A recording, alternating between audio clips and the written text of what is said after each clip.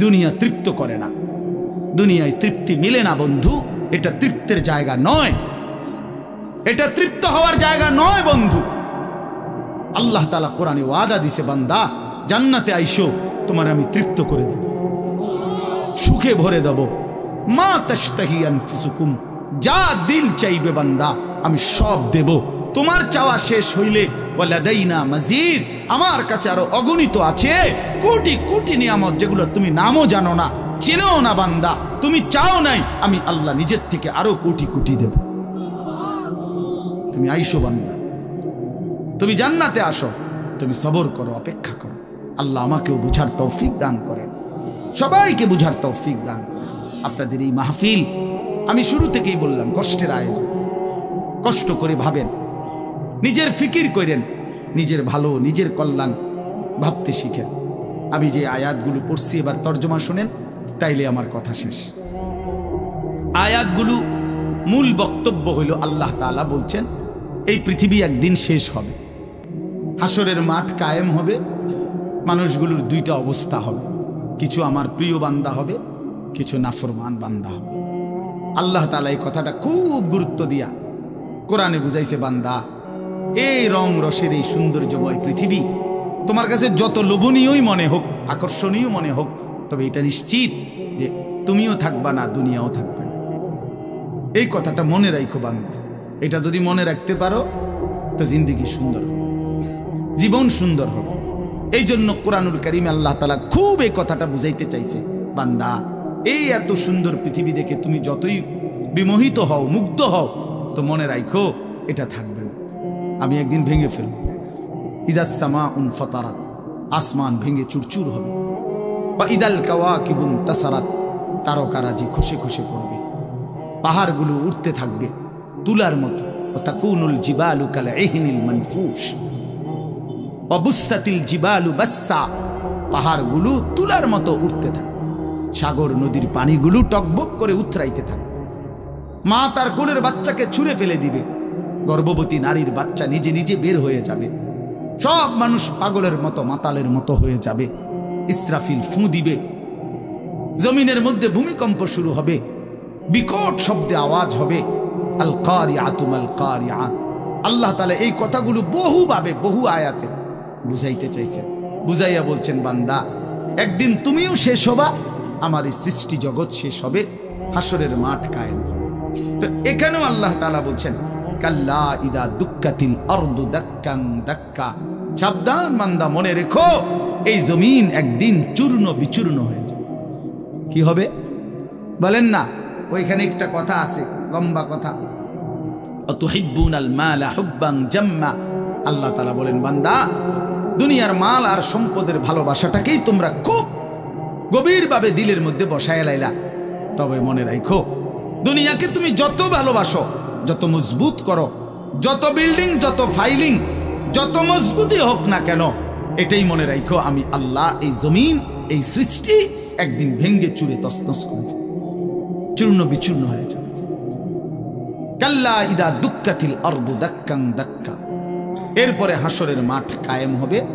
তো হাসরের মাঠের দৃশ্যটা আল্লাহ তুলে ধরছে যে হাসরের মাঠ কায়েম হবে, মানুষগুলো সব দাঁড়ানো থাকবে, আদম থেকে ইসরাফিলের ফু পর্যন্ত।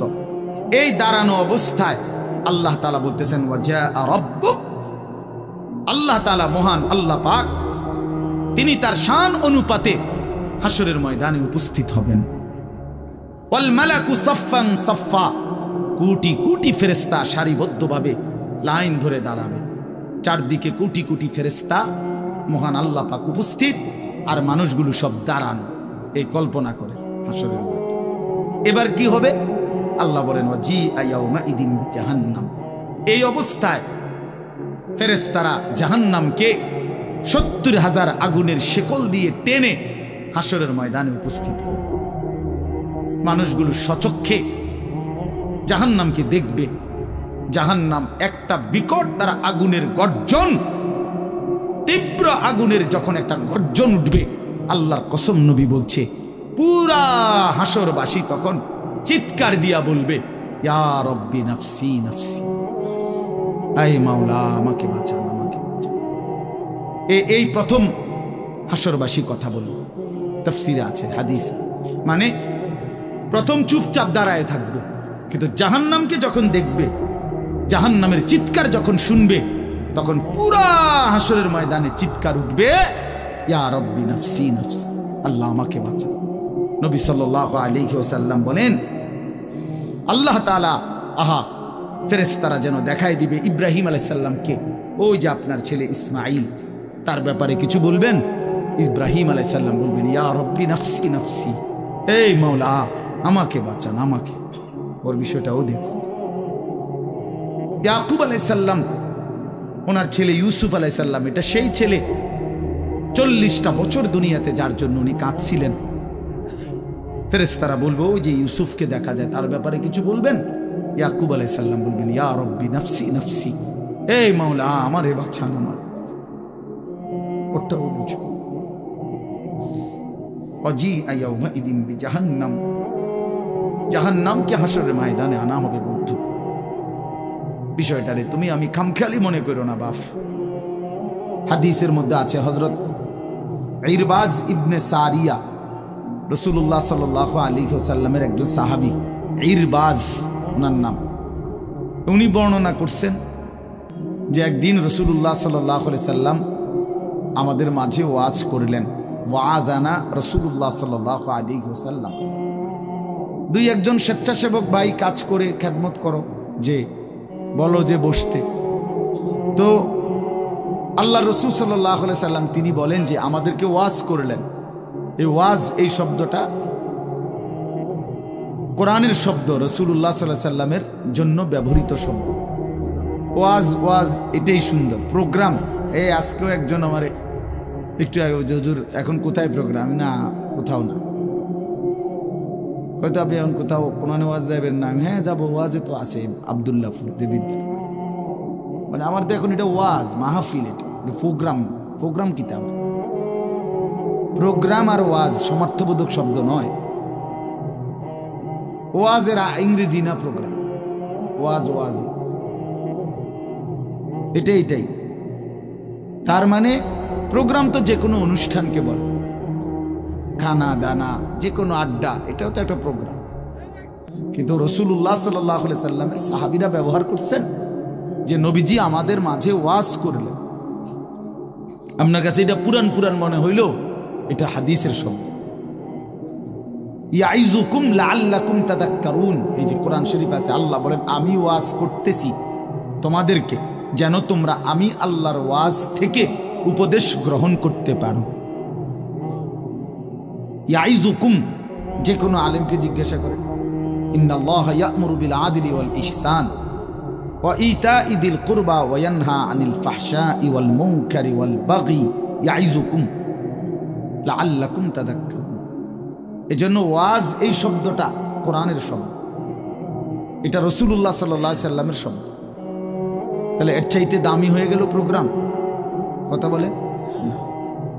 যাই হোক, তো বলতেছিলাম আল্লাহ নবী সাল্লাল্লাহু আলাইহি ওয়াসাল্লাম তিনি বললেন, ওয়াজ করলেন, সাহাবী বলতেছে। তো এটা আমাদের অবস্থা কি হলো, শ্রোতাদের হালাত কি হলো? নবী সাল্লাল্লাহু আলাইহি সাল্লামের সাহাবী বলেন, শ্রোতাদের অবস্থা হলো দুইটা, জারাফাত মিনহাল উয়ুন ওয়া ওয়াজিলাত মিনহাল কুলুব। নবীজির ওয়াজের পরে আমাদের হালাত হলো এই, আমাদের চোখ দিয়ে অঝরে পানি ঝরতে লাগলো, আমাদের দিল আল্লাহর ভয়ে কাঁপতে লাগলো। সরাসরি হাদিসের। তাহলে ওয়াজের মাকসাদ বুঝলেন কিনা, যে কি হওয়া উচিত ছিল? চোখে পানি ঝরছে আর দিল আল্লাহর ভয়ে কাঁপতেছে। কোরআন শরীফে আছে, সরাসরি কোরআন শরীফে, وَإِذَا سَمِعُوا مَا أُنزِلَ إِلَى الرَّسُولِ تَرَى أَعْيُنَهُمْ تَفِيضُ مِنَ الدَّمْعِ مِمَّا عَرَفُوا مِنَ الْحَقِّ। আল্লাহ বলেন, রাসূল আপনার সাহাবীদের হালাত দেখেন। আমি আল্লাহর কোরআন যখন আপনার উপরে নাজিল করা হয়, আর আপনি যখন সাহাবীদের সামনে এই কোরআন তেলাওয়াত করেন, তারা আয়ুনাহুম, ওই দেখেন ভাই, ওই দেখেন, দেখছেন কি পরিমাণ অপদার্থ এটা? এরকম করলে কেন ভাই তুমি? আরে তুমি মিয়া জ্যাকেটওয়ালা, তুমি আবার পিছে চাও কেন? তুমি চিনো না আমারে, কোনোদিন দেখো নাই। আমি 1 মিনিটের জন্য ছাড়ে দিতে রাজি না। আমি নওজওয়ানের পরিবর্তন চাই। এই এক ফিকির নিয়া জিন্দিগির আমার মেহনত, প্রতিটা নওজওয়ানের বদলানো চাই। এই জন্য সোজা কেউ না বলুক, তার আমি বলবো, আমি নিয়ত করছি যে একদিন পারি একদিন বলবো। যেদিন বলতে পারবো না, নাই। পৃথিবী থেকে কোনোদিন যদি নাই তো নাই, কিন্তু ছেড়ে দেব না আমি ইনশাআল্লাহ। লক্ষ লক্ষ মুসলমানের কিশোর তরুণ যুবক একরকম এটা ভাবছে, এরা ছেলেরা যেদের কোনো অভিভাবক নাই, আপন মা বলার সাহস পায় না, আপন বাবা বলার সাহস পায় না, এলাকার কেউ কিছু বলার সাহস পায় না। তোমরা ছেলেরা মিয়া যা মন চায় তাই করতেছো নিজের খেয়াল খুশি মতো। আরে ভাইয়া, এভাবে নিয়ন্ত্রণহীন, অভিভাবকহীন, কারো তত্ত্বাবধানবিহীন জীবন জন্তু জানোয়ারের জীবন বেটা। আমি বললাম বেটা, যার মাথার উপরে কোনো ছায়া নাই, যার কোনো অভিভাবক নাই, যারে আগলাইয়া রাখে না কেউ, যারে শুধরাইয়া দেয় না কেউ, আল্লাহর কসম ওই জীবন জানোয়ারের জীবন বেটা, জন্তু জানোয়ারের জীবন। তোমার মনে যা চাই তাই করবা, এটাকে আল্লাহ কোরআনে বলছে এই লোকটার পরিচয় হলো সে জানোয়ার, যার জীবনের কোনো নিয়ন্ত্রণ নেই। রাতের বাজে 3টা ঘুমায় না, সকাল বাজে 9টা ওঠে না। যে কি তাই তো পাগল না ছাগল না, এটা পতনেরও টাইম নাই, উড়নেরও কি নাই। এটা কোনো জীবন হলো না, এটা জানোয়ারের জীবন না। সারা রাত, রাতের 3টা বাজে মোবাইলে উলঙ্গ ছবি দেখতেছে।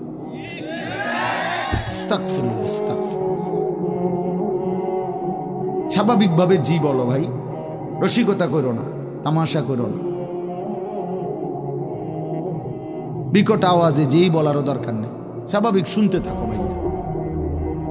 এই জন্য আমি বললাম ভাই রাগ হইও না, আল্লাহ তোমারও বরকত দান করে।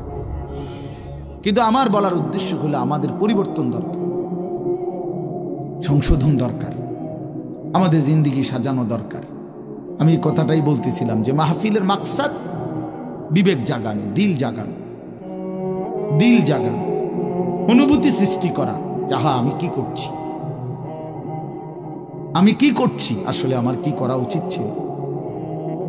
তাইলে কোরআনুল কারীমের মধ্যে আল্লাহ তাআলা বলছেন, আল্লাহর কথা শুনলে সাহাবীদের চোখ দিয়ে তারা আয়ুনাহুম তাফিদু মিনাদ দাম'i, নবী আপনি দেখবেন আপনার সবগুলো সাহাবীর চোখ থেকে অঝরে পানি ঝরছে, কাঁদতেছে। আল্লাহর কোরআন শুনলে সাহাবীরা কাঁদতে। কোরআন শরীফে একটা সূরা আছে 29 পারা, সূরা দাহর, কোরআন শরীফের 75 নম্বর সূরা, 76 নম্বর সূরা। এই সূরাটা ছোট্ট একটা সূরা। এই সূরার মধ্যে জান্নাতের অসাধারণ বর্ণনা আছে। যেদিন এই সূরাটা নাজিল হয়েছে, নবীজি উপস্থিত, সাহাবী যারা ছিল সামনে, তখন জিব্রাইল মাত্র নাজিল করছে, নবী সাল্লাল্লাহু আলাইহি সাল্লাম সাহাবীদের সামনে শুনাইছে এটা, এই সূরাটা। এই সূরার মধ্যে জান্নাতের খুব সুন্দর বর্ণনা আছে, সূরা দাহর। তো এই সূরার এই জান্নাতের বর্ণনা শুইনা এইখানে বসা একজন সাহাবী, কালো, রজুলুন আসওয়াদ তাফসিরে আছে, উনি ছিলেন একদম কালো রঙের সাহাবী, সহজ সরল সাহাবী। এইখানে বসেই একটা চিৎকার দিছে জান্নাতের আকাঙ্ক্ষায়, ওইখানে ইন্তেকাল করছে। আল্লাহর নবী সাল্লাল্লাহু আলাইহি সাল্লাম বলছেন, লাকাদ আখরাজা নাফসা সাহিবিকুম আশ-শাওকু ইলাল জান্নাহ, তোমাদের সাথী জান্নাতের শৌক আগ্রহে জীবন দিয়ে দিল। দেখো,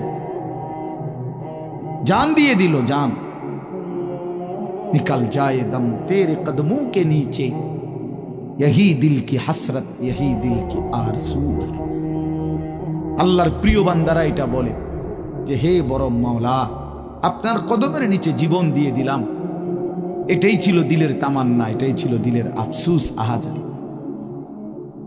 সাহাবায়ে কেরাম যখন আল্লাহর জন্য শহীদ হইতেন, অসংখ্য সাহাবীদের জীবনীতে আছে, যুদ্ধের ময়দানে যখন শহীদ হইতেন, রক্ত মাখা শরীর নিয়া শেষ মুহূর্তে সাহাবীরা একটা কথাই শুধু বলতেন, ফুস্তু ওয়া রাব্বিল কাবা, কাবার রবের কসম আমি কামিয়াব হয়ে গেলাম, আমি সফল। ফুস্তু অর্থ হলো আমি সফল হয়ে গেলাম, সফল হয়ে গেলাম। তার মানে শহীদ ব্যর্থ হয় নাই, শহীদ কি হয়েছে? সফল হয়েছে।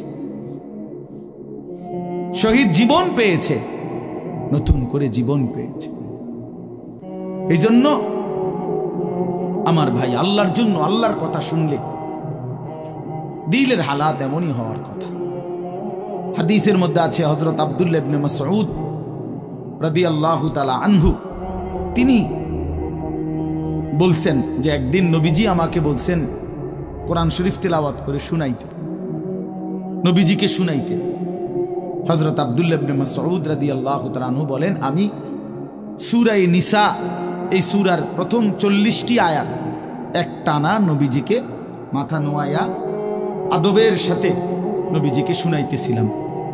40টা আয়াত পর্যন্ত যখন তেলাওয়াত করলাম, হযরত আব্দুল্লাহ ইবনে মাসউদ বলেন, নবী সাল্লাল্লাহু আলাইহি সাল্লাম তখন বলেন, হাসবুকাল আন, এখন থামো। তো 40 আয়াত পরে যখন আমি থামলাম, হযরত আব্দুল্লাহ ইবনে মাসউদ বলেন, ফালতাফাত্তু ইলাইহি, আমি নবীজির দিকে চোখ তুলে তাকালাম, ফাইদা আইনাহু তাদরিফান, তিনি বলেন আল্লাহর কসম আমি দেখতে পাইলাম আল্লাহ নবী সাল্লাল্লাহু আলাইহি সাল্লামের দুই চোখ দিয়ে অজরে পানি ঝরছে। তিনি বহুতক্ষণ ধরে কাঁদতেছেন। তাহলে এই ছিল রাসূলুল্লাহ সাল্লাল্লাহু আলাইহি সাল্লামের হালাত, এই ছিল সাহাবায়ে কেরামের হালাত। আল্লাহর কথা শুনলে নবী নিজেও কাঁদতেন, সাহাবায়ে কেরামও কি করতেন? কাঁদতেন। প্রিয় ভাই আমার, বন্ধু আমার, আমরা মুসলমান। আমি এই কথাটাই শুরু করছিলাম, গাফেল বঞ্চিত হয়, খামখেয়ালি মানুষ, খামখেয়ালি। আর কেন নামাজ পড়ো? পড়ি না, আর কি পড়ি না। মসজিদে যাইতে না, ভাল লাগতেছে না, কেরুম লাগতেছে, কি জানি কেরুম জানি লাগতেছে, কেরুম লাগতেছে, এরুম আরে কেরুম, পাগল কোথাকার বেটা, কেরুম লাগতেছে, এটাও কই তারস না তুই? তুই তো একটা অপদার্থ মানুষ বেটা, এটা কোনো কথা হইল? এই জন্য বললাম, মানে আসল কথা হইল গাফেল, খামখেয়ালি। কোরআন শরীফে আছে, যত লোক জাহান্নামে যাবে, আল্লাহর কসম ভাইয়া শোনো, যত লোককে আল্লাহ জাহান্নামে ফেলবে, আল্লাহ কোরআনে স্পষ্ট বলছে সবগুলোর পরিচয় হলো উলাইকা হুমুল গাফিলুন, এগুলো গাফিল। কোরআন শরীফের আয়াত, উলাইকা হুমুল গাফ, ওয়ালাকাদ যারানা লিজাহান্নামা কাসীরাম মিনাল জিন্নি ওয়াল ইনস, আমি অসংখ্য অগণিত জিন আর মানুষ দিয়ে জাহান্নামকে পূর্ণ করব। আল্লাহ বলেন এই সবগুলো নাফরমানের পরিচয় উলাইকা হুমুল গাফিলুন, এরা গাফেল, এরা গাফেল ছিল, খামখেয়ালি করছে, খামখেয়াল। আমি নয়তো হায়াত দিয়েছি, আওয়ালাম নুআম্মিরকুম মা ইয়াতাযাক্কারু ফীহি মান তাযাক্কারা। আল্লাহ তাআলা জাহান্নামীকে বলবে, এই জাহান্নামী বান্দা, মনে তো করো যেটুকু হায়াত দিলে আমার বন্দিগি করতে পারতাম, এটুকু হায়াত, এটুকু সময় আমি তো তোমাকে দিয়েছি বান্দা। তুমি বলো কোন সময়টা, কোন সুযোগটা আমি দেই নাই বান্দা? বলো, বলো বান্দা। 1টা বাজে জোহরের আজান হইছে, 3:45 বাজে আসরের আজান হইছে, 3.5 ঘন্টা তো 12 রাকাত বা 10 রাকাত জোহরের নামাজ পড়তে কি 3.5 ঘন্টা লাগে? বলেন মাওলানা। তাইলে যুবক কেন নামাজ পড়লাম? তুমি কি হায়াত পাও নাই? তুমি কি সুযোগ পাও নাই? 4 রাকাত ফজরের নামাজ পড়তে কি 1 ঘন্টা সময় লাগে? তো আল্লাহ তাআলা কি সময় দেয় নাই? আল্লাহ কি হায়াত দিল না? কেন না ফরমানি করল? বন্ধু আমার, আল্লাহ বলবেন এই কথা, আওয়ালাম নুআম্মিরকুম, বলো বান্দা, আমি কি তোমাকে হায়াত দেইনি? আমি কি তোমাকে সময় দেই নাই? কোরআন শরীফে আছে, আল্লাহ বলছেন এটা। কোরআন শরীফে আছে, আল্লাহ বলছেন জাহান্নামী চিৎকার করবে আর বলবে, আল্লাহ একটু সময় দেন, একটু বিরতি দেন, 1টা মিনিট কদ্দুর আমারে জিরাইতে দেন, আমি পারতেছি না মালিক, আগুনে। এই মালিক, আমার শরীরটা জ্বলা পুরা ছাই হয়ে গেছে, আমি আর পারছি না মাওলা, আমার একটু বিরতি দেন, 10টা মিনিট কদ্দুর বিরতি দেন, এই আগুন আমি সইতে পারছি না। আল্লাহ তাআলা বলবেন লা ইউফাত্তারু আনহু, না নাফরমান, 1 সেকেন্ডের বিরতি মিলবে না। অহুম ফীহি মুবলিসুন, আল্লাহ বলে জাহান্নামী চিরদিন অনন্তকাল মলিন চেহারা, বিমর্ষ চেহারা নিয়েই পড়ে থাকবে, কোনদিন তার মুখে হাসি ফুটবে না। আর ওমা যালামনাহুম ওয়ালাকিন কানু হুমুজ জালিমিন, আল্লাহ তখন বলবে নাফরমান জাহান্নামী, আমি তো তোমার উপরে জুলুম করি নাই বান্দা, তুমি তো নিজেই নিজের উপরে জুলুম করেছিলে, আমি জুলুম করি নাই। আমি যতগুলো হুকুম করেছি, যতগুলো নিষেধ করেছি বান্দা, প্রতিটা হুকুম পালন করার যোগ্যতাও আমি শরীরে দিয়েছি। তুমি যদি রুকু করতে না পারতা আমি বলতাম না, তুমি যদি সেজদা করতে না পারতা তাইলে আমি হুকুম করতাম না। আমি তো গাছকে বলি নাই সেজদা করতে, তোমারে বলছি। আমি তো মাছকে বলি নাই সেজদা করতে, তোমাকে বলেছি, কারণ তোমাকে তো যোগ্যতাও দিয়েছি।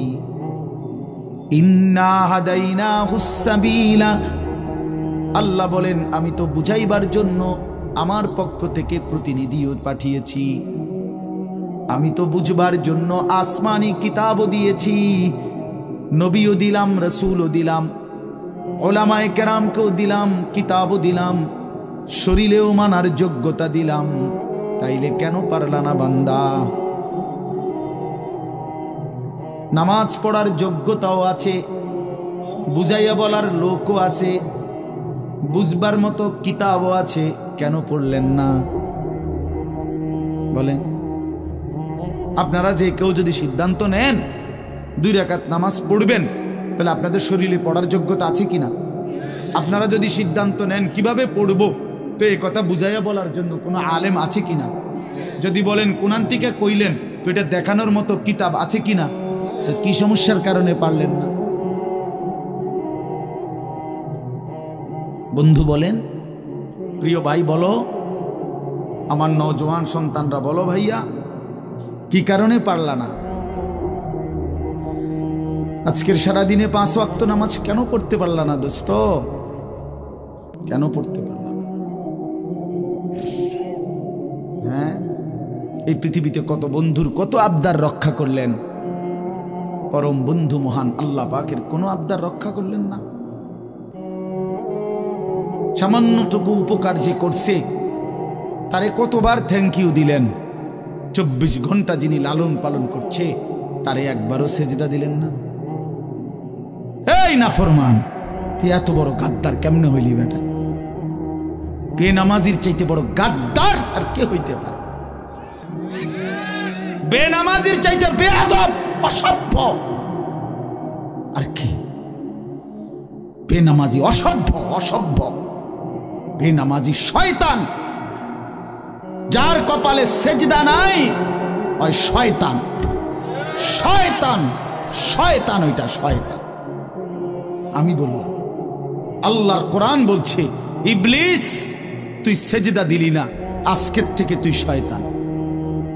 ইবলিস রে এর আগে শয়তান বলতো না, বলতো না, আজকের থেকে শয়তান, আজকের থেকে রাজিম, ফখরুজ ফাইন্নাকা রাজিম।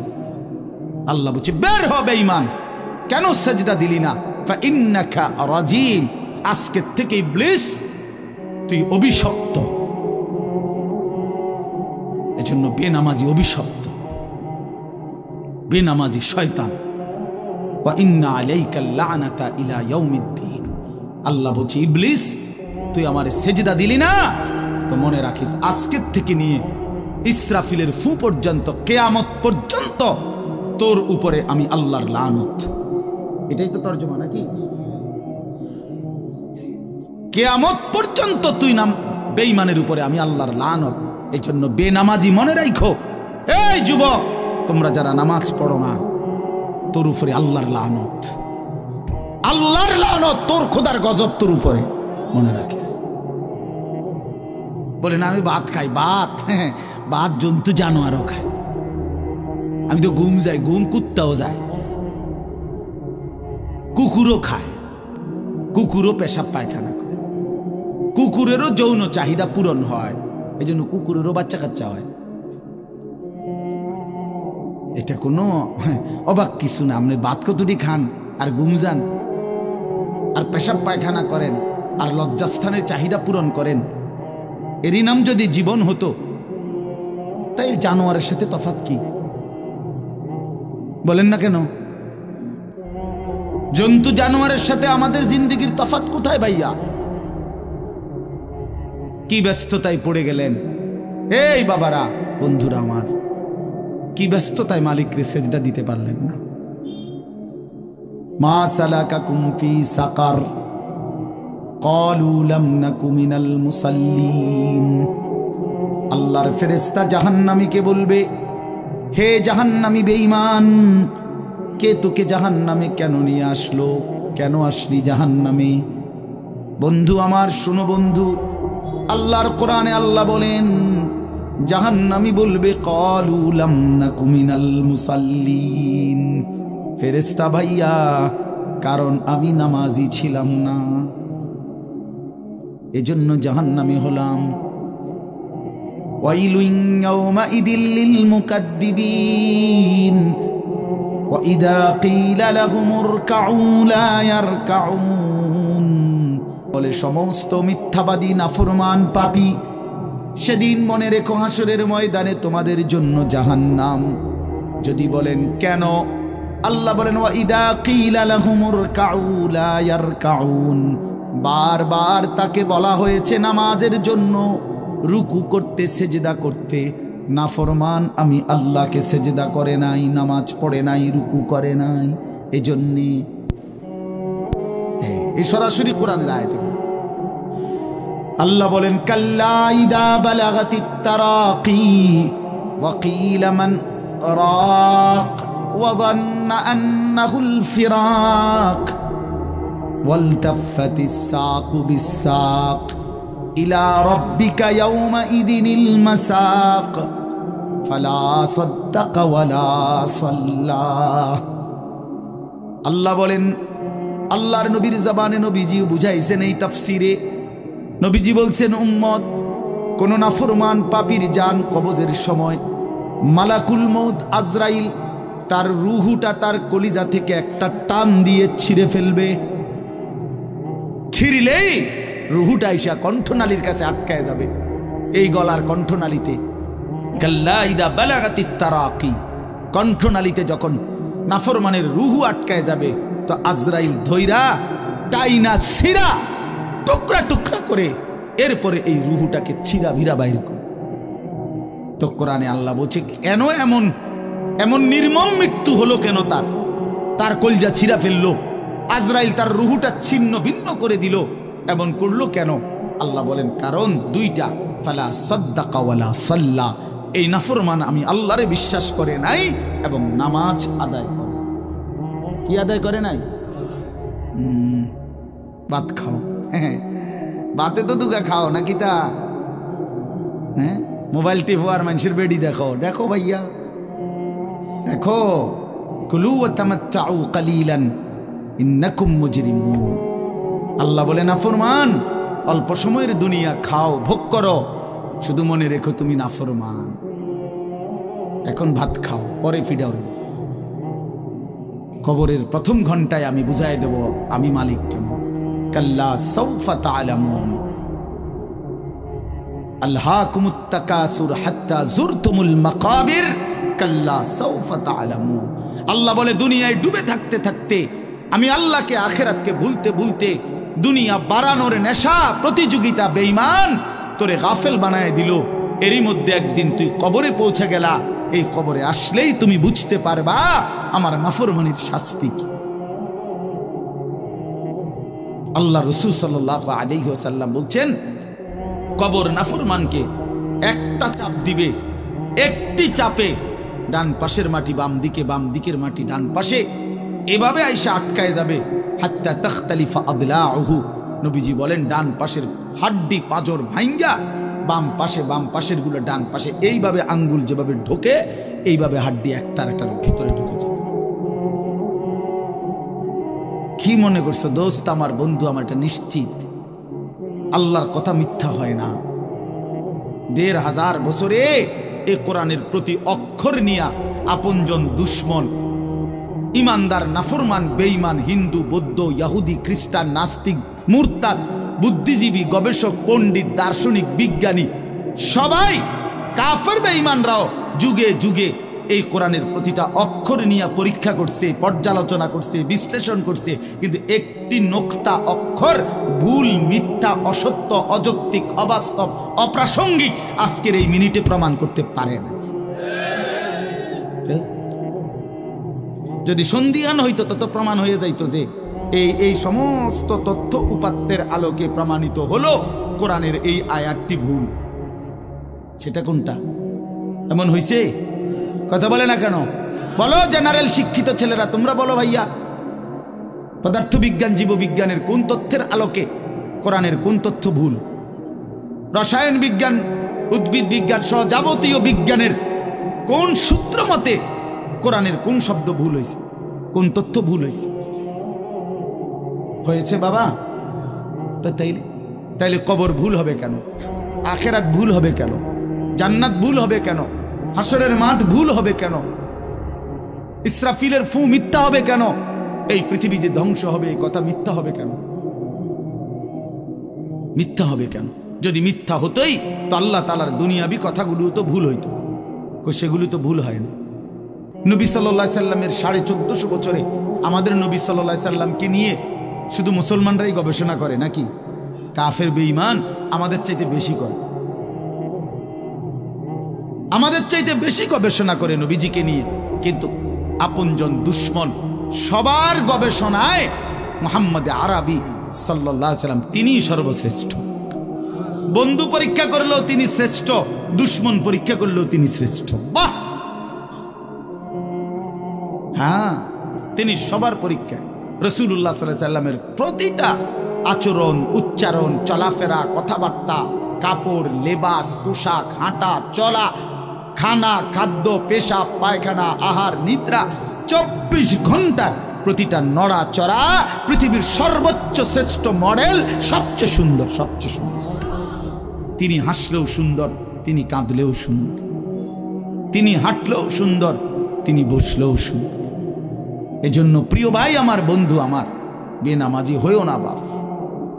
মাঝ বয়সী যারা, আপনাদেরকেও বলি, একটা চা দোকান নামাজ পড়তে দেয় না, একটা সিএনজি নামাজ পড়তে দেয় না, একটা অটো রিক্সা নামাজ পড়তে দেয় না, একটা বুটমুড়ির দোকান নামাজ পড়তে দেয় না, সামান্য কুদ্দুর ক্ষেতের ফসল নামাজ পড়তে দেয় না, 12,000, 14,000, 20,000 টাকার একটা চাকরি, এটা আপনাকে এক ওয়াক্ত নামাজ পড়তে দেয় না। হায় হায় বদনসিব!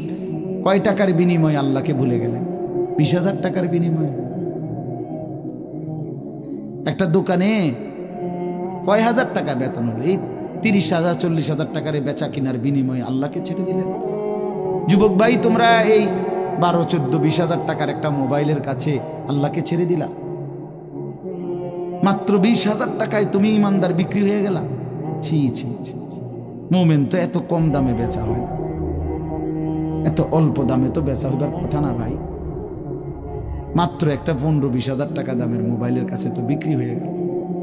নিজের ইমান, নিজের ইসলাম, নিজের আখিরাত, আল্লাহর সাথে সম্পর্ক, রাসূলের সাথে সম্পর্ক, ধর্মের সম্পর্ক, কোরআনের সম্পর্ক সব ছেড়ে দিলা, সব ভুলে গেলা।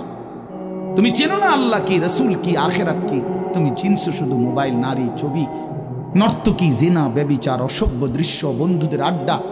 না ভাই, এত কম দামে ইমানদার বিক্রি হয়, মুমিন এত অল্প দামে বিক্রি হয় না। হ্যাঁ, 54 বছরের যেই জালেম স্বৈর শাসক বাপ ফুতে মিলে, সিরিয়ার ওই জালেম স্বৈর শাসক ফ্যাসিস্ট, যে 54 বছর ধরে হাজারো লক্ষ মুসলমানের রক্তে জমিন ভাসাইছিল, কারাগারের অন্ধকার প্রকোষ্ঠে আটকায় রাখছিল, মুসলমান ইমানদারের রক্তের আহাজারিতে আল্লাহর জমিন কাঁপতেছিল। ওই সিরিয়াতে এই যে কয়দিন, মাত্র 2 দিন হলো, 8ই ডিসেম্বর 24 বছরের জুলুমের শাসন থেকে পলাইয়া সিরিয়ার প্রেসিডেন্ট বাশার আল আসাদ ভাগছে, পলাইছে। শুনছেন আপনারা? পলাইছে, নতুন উইকেট পড়ছে যে, শুনছেন? এই যে 8ই ডিসেম্বর আরেকটা উইকেট পড়ছে। প্রথম উইকেট পড়ছে 5ই আগস্ট, দ্বিতীয় উইকেট পড়ছে 8ই ডিসেম্বর। 2024 উইকেট পড়ার বছর, 2024 উইকেট পড়ার বছর। এবছর বোলিং ভালো হয়েছে, এবছর উইকেট পড়তেছে। 2 উইকেট পড়ে গেছে, আগামী উইকেট নেতানিয়াহু ইনশাআল্লাহ। ইসরায়েলের এই কুত্তাও হেরে যাবে ইনশাআল্লাহ। ইসরায়েলের ওই বেঈমান নেতানিয়াহু অয় ভাগবে, অয় পালাবে ইনশাআল্লাহ, কোনো সন্দেহ নেই। ফিলিস্তিনের বিজয় হবে ইনশাআল্লাহ, ফিলিস্তিনের বিজয়। আর ওই যে 130 কোটির ধমক দেখায় যে বেটা, ওই মোদি, ওরাও হেরে যাবে ইনশাআল্লাহ, ওরাও হেরে যাবে। ওখান থেকে আলুর ধমক দে, আলু, পেঁয়াজ। বেটা মন্ডা কয় 8টা গিয়ে কই নাই, কথা কস বেটা, পেঁয়াজের ধমক দেশ বেটা। হ্যাঁ, পেঁয়াজ, আমগো পেঁয়াজ বন্ধ করে দিবে, আমরা আলু বন্ধ করে দিবে। হেঁটে ইন্ডিয়া থেকে আমগো আলু বন্ধ, পেঁয়াজ বন্ধ। পেঁয়াজ তার আব্বার। হ্যাঁ, পেঁয়াজ কি মোদির আব্বার? বলো যুবক, তার বাপের পেঁয়াজ বেটা। তো তাইলে তুই বন্ধ করবি কি বেটা? তোদের পেঁয়াজ বন্ধ করবি কেন? তোদেরকে পেঁয়াজ, রসুন, আদা, চাল, ডাল, ভাত, মাছ খাওয়াই যিনি, 24 ঘন্টা তোদেরকে বাঁচায় রাখছে যিনি, তিনি তো আমার আল্লাহ বেটা, আমার আল্লাহ, আমার আল্লাহ। ওই বেঈমান, তোর কি বেঈমান? তুই তো মূর্তি ছাড়া তোর কিচ্ছু নাই বেটা। ওই মালিক তো আমার মালিক, আমি ওই মালিকের সেজদা করি। আমার মালিক তোকে খাওয়ায় বেটা, আল্লাহ রিজিক দেয় ওদেরকে। ওরা আম করে ধমক দেয়, ওরা আমাদেরকে ধমক দেয়। যত ধমকই দাও, মনে রাখো যুবক, তোমাদের কাছেও বলি, এই ইসলাম আমাদের কাছে আমানত। আমরা সাফ কথা, 110 কোটি 130 কোটি বেঈমান আমরা ভয় পাই না। আমরা কোনো সংখ্যা গণি না, ওদেরকে আমরা গণা তো ধরি না। আমাদের একজন, আমাদের শুধু একজন, আগেও একজন, এখনো একজন, আগামী দিনেও একজন, তিনি আল্লাহ। বলো ভাই কে? আর তিনি আকবার, তিনি সবচেয়ে বড়, সবচেয়ে বড়, তিনি বড়, একজনই বড় আমাদের, আল্লাহু আকবার। বলো ভাই, সবাই বলো, জোরসে বলো ভাই, আল্লাহু আকবার, আল্লাহু আকবার, আল্লাহু আকবার। বলো বলো, আওয়াজ করে বলো, বলো বলো। বেঈমান শুনুক, কাঁটা তারের বেড়ার থেকে শুনুক বেঈমান। বড় স্লোগান দাও, আল্লাহ বড়, আল্লাহু আকবার, আল্লাহু আকবার, আল্লাহু আকবার।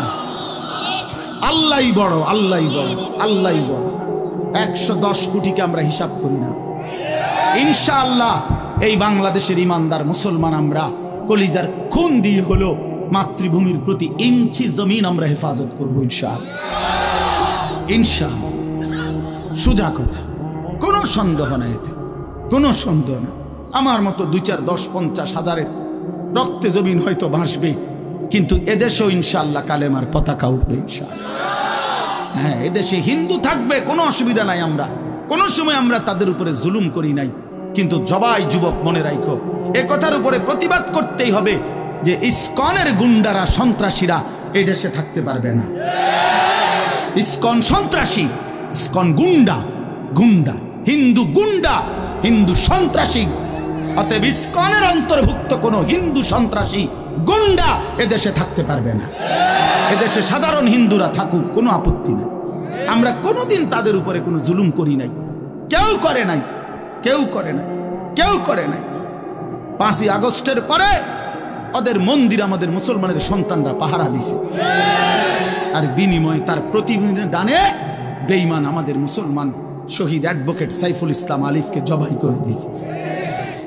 এই ছিল বিনিময়, এই ছিল প্রতিদান। তোমরা যুবক ফিরে আসো ভাইয়া, আগামীর সম্ভাবনা ভাই আমার, এটা মনে রাখো ভাইয়া, আগামীর সম্ভাবনা নিশ্চিত ইসলামের।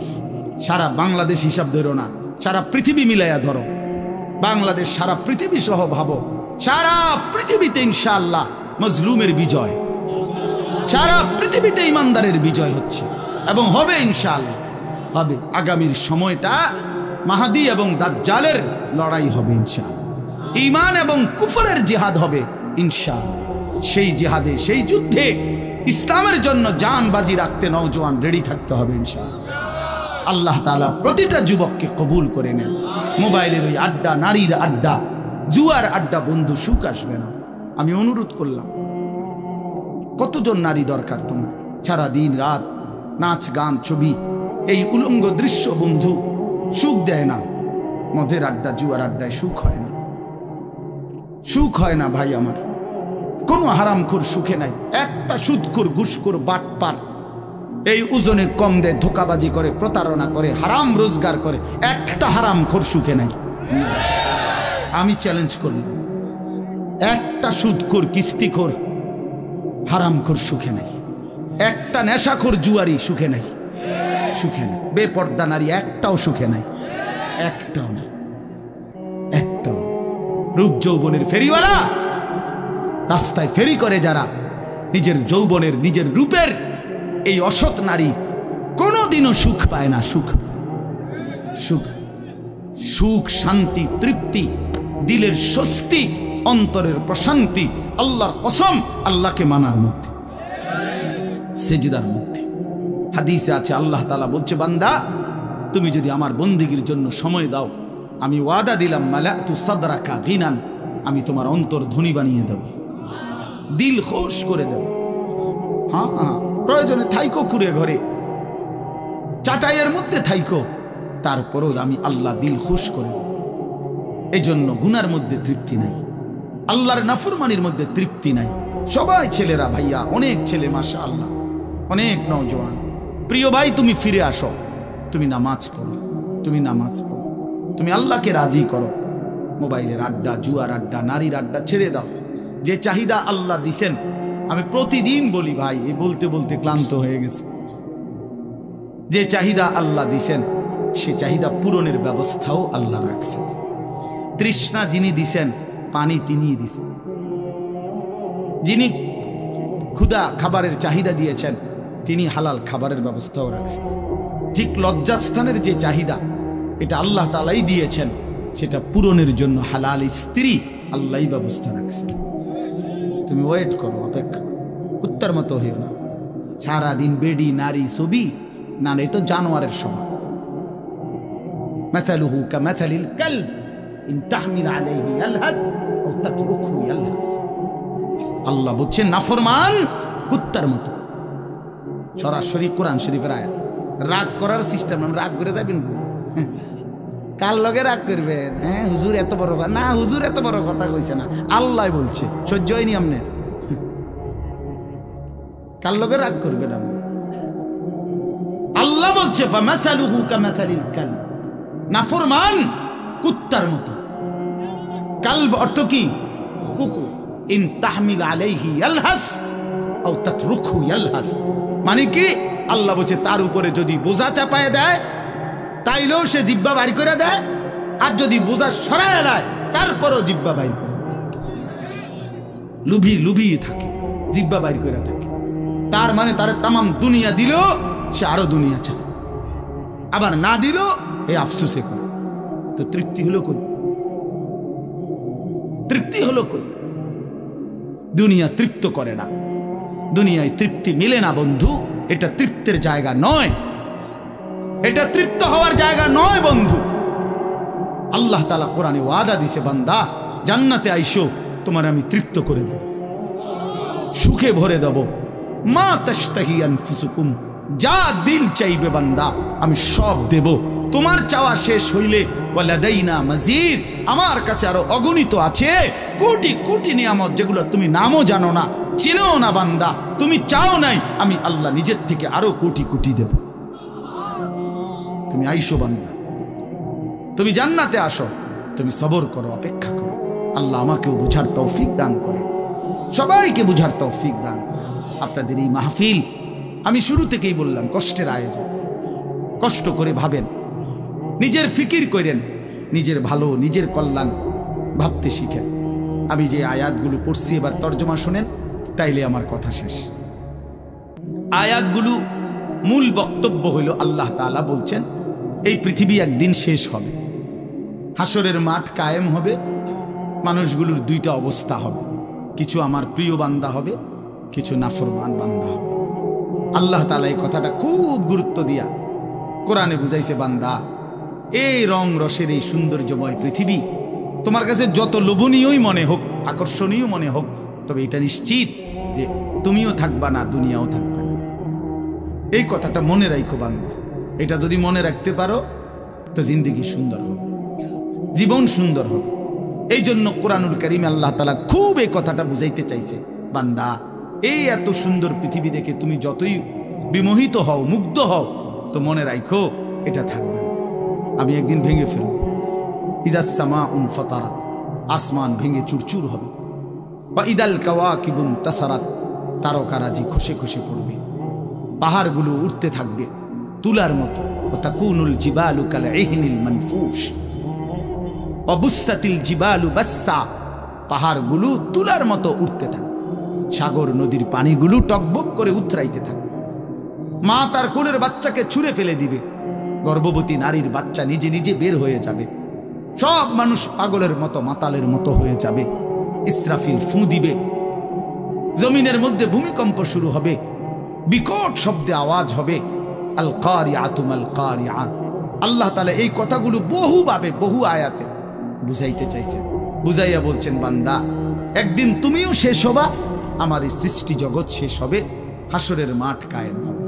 তো এখানেও আল্লাহ তাআলা বলছেন, কাল্লা ইদা দুক্কাতিল আরদু দাক্কান দাক্কা, সাবধান বান্দা, মনে রেখো এই জমিন একদিন চূর্ণ বিচূর্ণ হয়ে যাবে।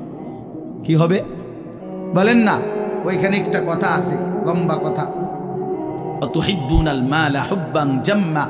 আল্লাহ তাআলা বলেন, বান্দা দুনিয়ার মাল আর সম্পদের ভালোবাসাটাকেই তোমরা খুব গভীরভাবে দিলের মধ্যে বসায় লাইলা। তবে মনে রাখো, দুনিয়াকে তুমি যত ভালোবাসো, যত মজবুত করো, যত বিল্ডিং, যত ফাইলিং, যত মজবুতই হোক না কেন, এটাই মনে রাখো আমি আল্লাহ এই জমিন, এই সৃষ্টি একদিন ভেঙ্গে চুরে তছনছ করে ফেলব, চূর্ণ বিচূর্ণ হয়ে যাবে। কাল্লা ইদা দুক্কাতিল আরদু দাক্কান দাক্কা। এরপরে হাসরের মাঠ কায়েম হবে। তো হাসরের মাঠের দৃশ্যটা আল্লাহ তুলে ধরছে যে হাসরের মাঠ কায়েম হবে, মানুষগুলো সব দাঁড়ানো থাকবে, আদম থেকে ইসরাফিলের ফু পর্যন্ত। এই দাঁড়ানো অবস্থায় আল্লাহ তাআলা বলতেছেন, ওয়াজা রাব্বুক, আল্লাহ তাআলা মহান আল্লাহ পাক, তিনি তার শান অনুপাতে হাসরের ময়দানে উপস্থিত হবেন।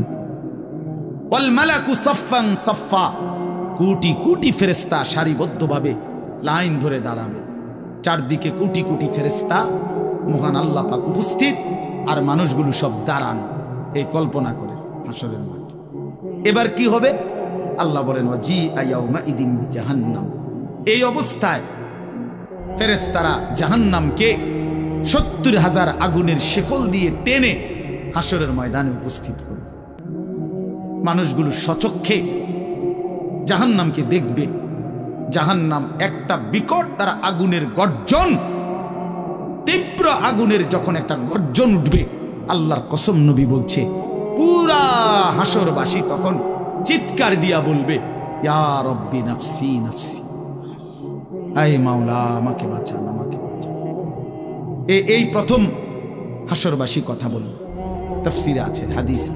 মানে প্রথম চুপচাপ দাঁড়ায় থাকবে, কিন্তু জাহান্নামকে যখন দেখবে, জাহান্নামের চিৎকার যখন শুনবে, তখন পুরা হাসরের ময়দানে চিৎকার উঠবে, ইয়া রব্বি নাফসি নাফসি, আল্লাহ আমাকে বাঁচান। নবী সাল্লাল্লাহু আলাইহি ওয়াসাল্লাম বলেন, আল্লাহ তাআলা ফেরেশতারা যেন দেখাই দিবে ইব্রাহিম আলাইহিস সালামকে, ওই যে আপনার ছেলে ইসমাঈল, তার ব্যাপারে কিছু বলবেন। ইব্রাহিম আলাইহিস সালাম বলবেন, ইয়া রব্বি নাফসি নাফসি, এই মাওলা আমাকে বাঁচান, আমাকে। ওর বিষয়টাও দেখো। ইয়াকুব আলাইহিস সালাম, ওনার ছেলে ইউসুফ আলাইহিস সালাম, এটা সেই ছেলে 40টা বছর দুনিয়াতে যার জন্য উনি কাঁদছিলেন। ফেরেশতারা বলবো ওই যে ইউসুফকে দেখা যায় তার ব্যাপারে কিছু বলবেন? ইয়াকুব আলাইহিস সালাম বলবেন, ইয়া রব্বি নাফসি নাফসি, এই মাওলা আমার এ বাচ্চা নামার ওটা বলছো। অজি আয়াউমা ইদিন বিজাহান্নাম, জাহান্নামকে হাসরের ময়দানে আনা হবে। বন্ধু বিষয়টারে তুমি আমি খামখেয়ালি মনে করো না বাপ। এতগুলো কোরআনের আয়াত মিথ্যা হইতে পারে না। ১৬ লক্ষ নবী রাসূল, আদম থেকে নবী সাল্লাল্লাহু আলাইহি সাল্লাম সমস্ত আম্বিয়া কেরাম চিল্লায়া উম্মতের দুয়ারে দুয়ারে গিয়ে আখিরাতের কথা বলছে, কবরের হাসরে। এগুলো ভুল হবে কেন, মিথ্যা হবে কেন ভাইয়া? প্রতিদিন যে মানুষগুলো কবরে যায়, তুমি কি দেখো না ভাই এই মানুষের মৃত্যু, লাশ, কবর তোমারে কিছুই মনে করায় না? জলজ্জান্ত যে মানুষটা তোমার আমার চোখের সামনে হাঁটতো, চলতো, ফিরতো, খাইতো, ঘুমাইতো, দোকান করতো, বাজার করতো, কত কথা বলতো, আজ এত মানুষ জানা যায় উপস্থিত, কতজন কত কথা বলতেছে, কিন্তু খাটিয়ার ওই লাশ সে তো আর কথা বলে না,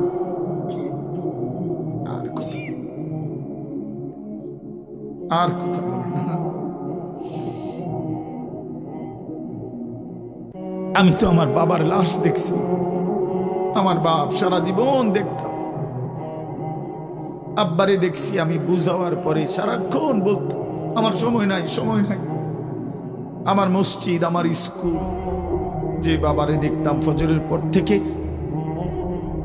রাত 11 তো দৌড়াইতেন, শুধু ব্যস্ত ছিল, সেই বাপ একদিন স্তব্ধ হয়ে গেছে। মৃত্যু বাবাকে একদিন থামাই দিছে। বন্ধু আমার মামির জানাজা পড়ছি আমি 2-3 দিন আগে, আমার জ্যাঠার জানাজা পড়ছি আমি কয়দিন আগে। আমার চোখে দেখা সেই জ্যাঠা, আমার মামা, আমার মামি, ওরা আজকে কোথায় চলে গেল? তুমি কি কোনো লাশ দেখো নাই? কেমনে এত লম্বা সময় নামাজ না পড়া থাকে ভাইয়া? 365 দিনে খোদার একটা বছরে। এই যুবক, আমি যদি তোর জন্য কাঁদতে পারতাম, 1 বছর কোনোদিন যুবক কোনোদিন ফজরের নামাজ পড়লা না, হায় হায় মুসলমানের বাচ্চা এত বড় বেঈমান কেমনে হইলা, কেমনে হইলা ভাইয়া?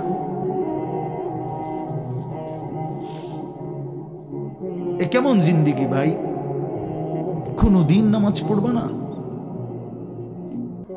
একজন মুসলমান 30 বছর মিথ্যা বলে।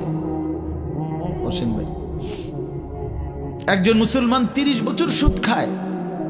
ওফ, এটা কেমন ভাইয়া? ইনসাফের সাথে বলেন, ইনসাফের সাথে বলেন। হা ওয়াজিআ ইয়াউমাইদিন বিজাহান্নাম ইয়াউমাইদিন ইয়াতাযাক্কারুল ইনসানু ওয়া আন্না লাহু যিকরা।